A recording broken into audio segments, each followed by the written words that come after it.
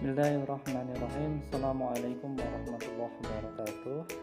Selamat bertemu kembali di video hari ini, melanjutkan tema 7 subtema 1 pembelajaran 3 dan 4. Hari ini kita akan belajar mengenai ciri-ciri kalimat tanya, kemudian upaya bangsa Indonesia mempertahankan kedaulatannya, kemudian keberagaman budaya Indonesia. Nah, itulah yang akan kita pelajari hari ini di tema 7 subtema 1 pembelajaran 3 dan 4 anak-anak.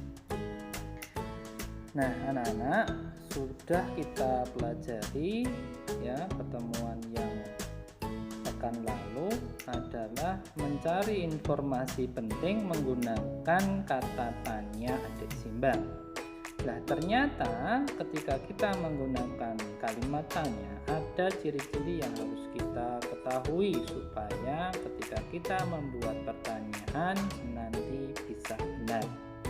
Yang pertama yaitu kata tanya itu diakhiri dengan tanda tanya. Ya, seperti ini yang saya lingkari. Kemudian yang kedua, kalimat menggunakan kata adik simbang. Maksudnya apa? Kalimat tanya itu menggunakan apa, gimana, kapan, siapa, mengapa, bagaimana di dalam kalimat tersebut. Kemudian yang ketiga, kata tanya itu bisa disertai imbuhan kah. Contohnya, siapakah, dimanakah, kapankah, bagaimanakah. Ya. Kemudian yang selanjutnya, kata tanya bisa menggunakan partikel kan. Pada bagian akhir kalimat bisa ditambahkan contohnya, hari ini Selasa kan. Nah, anak-anak, itu tidak menggunakan kata adik simbang tapi menggunakan partikel kan ya, sebelum menuliskan kan ada tanda koma ya. Nah, anak-anak, itu adalah ciri-ciri kalimat tanya yang bisa kita ketahui supaya nanti membuat kalimat tanyanya bisa menjadi benar. Nah, anak-anak, dalam sebuah teks atau bacaan ya, silahkan nanti anak-anak di buku siswa ya, halaman 51 dibaca baik-baik, dan di halaman 21 buku PR dibaca baik-baik. Di situ nanti akan ditemui kata baku dan tidak baku. Kata baku adalah kata yang diatur dalam ejaan Kamus Besar Bahasa Indonesia ya. Sedangkan kata tidak baku adalah kata yang sering kita gunakan dalam kehidupan sehari-hari. Contohnya, kata baku zaman ya, tidak bakunya zaman, artinya waktu yang panjang. Kemudian kata bakunya kongres, tidak bakunya apa? Kongres, artinya rapat besar. Faktor ya, dengan faktor ditulis C itu tidak baku, itu adalah kata serapan, artinya keadaan yang menyebabkan sesuatu. Sporadis ya, kata bakunya, tapi kata tidak bakunya sporadis ya, musiman artinya. Adu domba, ditulis tidak baku dengan disambung adu domba, artinya membuat berselisih atau mengadu satu sama lain. Ini adalah contoh kata baku dan tidak baku yang ada di buku PR halaman 21. Silahkan dibaca baik-baik. Dan yang ada di buku siswa halaman 51, silahkan dibaca baik-baik. Teksnya berisi teks Sumpah Pemuda dan penyebab kegagalan perjuangan bangsa Indonesia. Ini adalah kegiatan yang pertama, nanti silahkan anak-anak membaca dengan baik. Setelah itu, lanjut kegiatan yang selanjutnya adalah ya, perlawanan rakyat Indonesia terhadap bangsa Eropa. Sudah kita ketahui bahwa sejarah telah mencatat perjuangan bangsa Indonesia. Salah satu bentuk perjuangan yang tercatat dalam sejarah adalah pergerakan nasional anak-anak. Ini itu dalam rangka apa anak-anak? Ya, ternyata semua ini dilakukan dalam rangka untuk melawan ya kekejaman atau perbuatan yang dilakukan oleh para penjajah yang dilakukan di Indonesia pada zaman dahulu. Sudah kita ketahui ya bahwa peristiwa-peristiwa yang ada di Indonesia itu sungguh sangat banyak sekali, termasuk penjajahan yang dilakukan oleh bangsa Belanda dan bangsa Jepang anak-anak. Ya, pada masa penjajahan zaman dahulu yang dipimpin oleh Herman Willem Daenders ya, yang saat itu menjadi gubernur jenderal di Indonesia, itu menerapkan sistem tanam paksa atau kerja paksa anak-anak. Ya, kerja paksa itu bisa disebut dengan kerja rodi. Kerja rodi itu adalah kerja paksa yang dilakukan oleh bangsa Belanda. Lalu untuk apa? Untuk membangun ya, untuk membangun benteng, membangun jalan untuk kepentingan siapa? Belanda pada zaman itu. Kemudian yang dilakukan tidak kalah lain apa ya? Kejam juga begitu ya, yaitu adalah kerja kerja paksa yang dilakukan oleh Jepang, dikenal dengan nama kerja Romusa. Romusa ya, pada zaman perlawanan zaman penjajahan zaman Jepang dulu, namanya adalah Romusa ya. Pada saat itu Jepang mengambil sumber daya alam yang ada di Indonesia untuk keperluan perang. Jepang mempekerjakan rakyat Indonesia untuk membangun kubu pertahanan, lapangan udara, gedung bawah tanah, jalan raya, dan jembatan.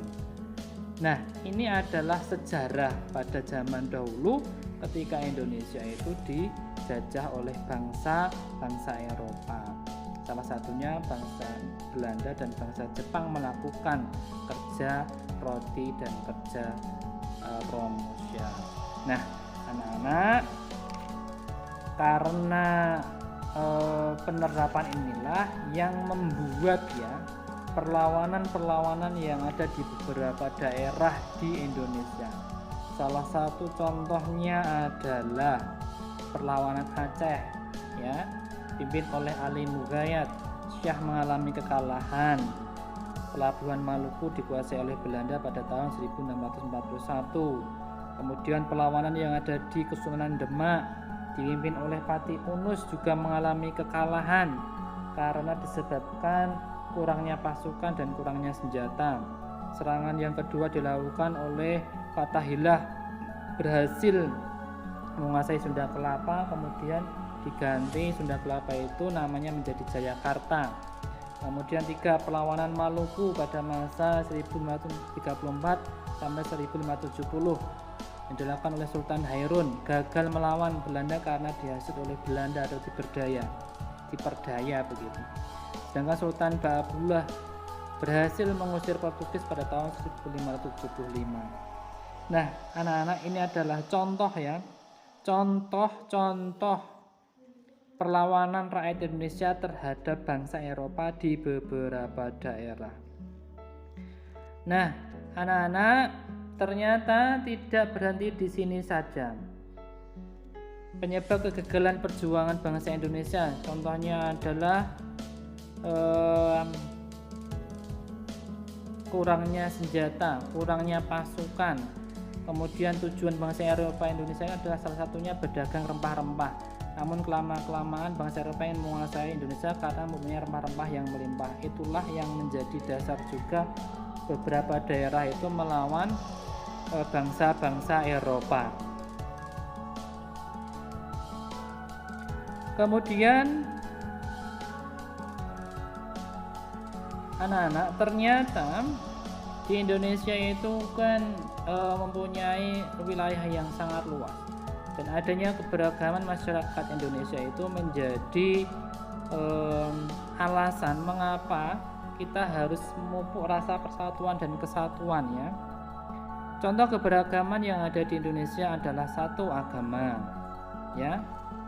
Ada Islam, Kristen, Hindu, Buddha, Katolik, dan Konghucu.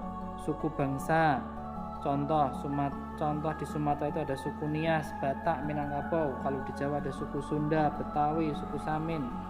Kemudian Kalimantan itu ada suku Dayak, Banjar.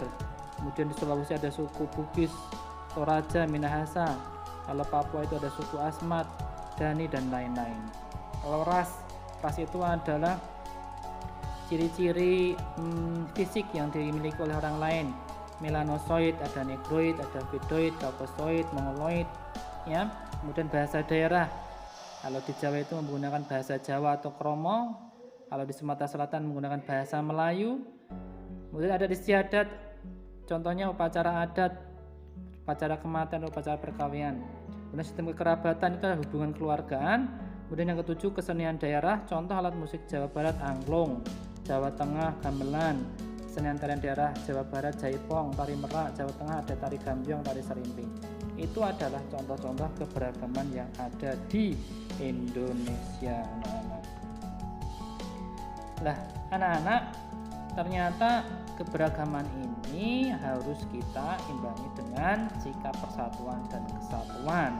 Supaya apa? Indonesia itu tetap menjadi negara yang utuh, negara yang bersatu sampai sekarang. Nah, anak-anak, dalam rangka untuk memperkuat sikap persatuan dan kesatuan yang dilakukan oleh beberapa orang pada zaman penjajahan dahulu, mereka itu adanya peristiwa pergerakan nasional, anak-anak. Salah satunya adalah berdirinya organisasi Budi Utomo yang kemudian berlanjut yang namanya ada Sumpah Pemuda. Nah, anak-anak, nanti silahkan dibaca baik-baik teks tentang cerita Sumpah Pemuda. Ini menjadi tonggak sejarah adanya sikap persatuan dan kesatuan dan munculnya peristiwa kemerdekaan yang ada di Indonesia. Nah, silahkan nanti dibaca baik-baik itu di halaman 51 buku siswa, anak-anak. Nah, itulah anak-anak pembelajaran hari ini yang bisa saya sampaikan. Sebagai tugas hari ini, anak-anak silahkan nanti di buku PR halaman 21 jawab pertanyaan nomor 1 dari poin A sampai E. Kemudian yang kedua di buku siswa halaman 42 tulis nama-nama suku yang ada di beberapa daerah. Cukup 2 saja yang kalian tulis. Jangan lupa untuk selalu mengerjakan tugas supaya tugasnya tidak menumpuk di akhir. Begitu anak-anak, selamat mengerjakan. Ada kurang lebihnya mohon maaf yang sebesar-besarnya. Dari saya ucapkan terima kasih. Assalamualaikum warahmatullahi wabarakatuh.